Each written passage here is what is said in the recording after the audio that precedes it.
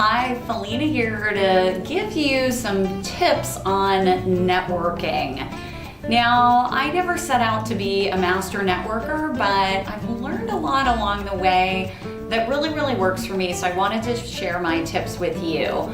So number one, arrive early. This is so important. If you can, I understand you may not always be able to, but if you can, arrive early and, just by 10 or so minutes, come in, let the host or the greeter know, I know I'm early, I just wanted to make sure I could find parking and find everything okay. Do you need any help? Ask them if you can pitch in and help. It's a great way to meet new people and it's a great way to feel really comfortable right away.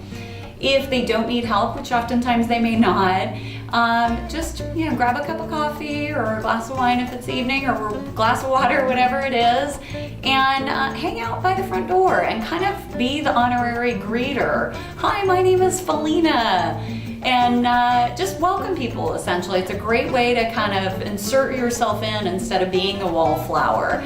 Speaking of the wallflower, I always love to talk to wallflowers. I really scan the room anytime I'm done chatting with somebody and look for somebody that perhaps is standing alone. I walk up, big smile on my face. Hi, my name is Felena. Tell me about you.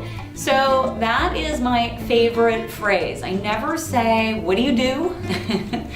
What do you drive? No, I'm just kidding. I always use the phrase, or typically use the phrase, tell me about you. Because your conversation, especially if you were networking with women, is going to be much broader than tell me what you do or who do you work for. If I'm at an entrepreneurial event and it's, for some reason I'm not feeling like asking that question, I'll just say, tell me about your business. Even if they're not a business owner, that phrase still works, so to speak. So you're having a chat with somebody, you introduce yourself, you want to make sure you don't get stuck in the corner talking to the same person for 30 minutes. So typically what I'll say is, wow, it's been so great talking to you. I've really enjoyed getting to know you. I would love to stay connected. I'd love to keep the dialogue going if it's appropriate. You can say something like that.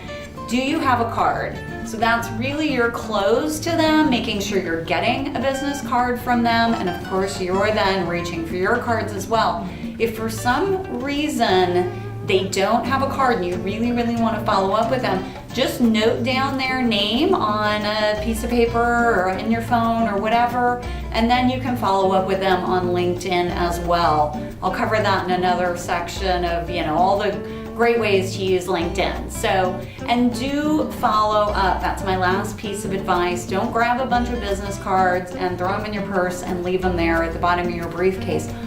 Follow up, it is so important. So what I do is I go on LinkedIn, ideally even that evening or right after the event, because you just get it out of the way. Plus people are impressed that you follow up right away.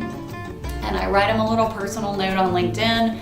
So-and-so, it was really nice to meet you. I'd love to stay connected. If there was something really in particular you were following up on, put that in your LinkedIn message as well. And then check back. I usually check once a week or once every 2 weeks to see who I've sent invites to that perhaps hasn't accepted.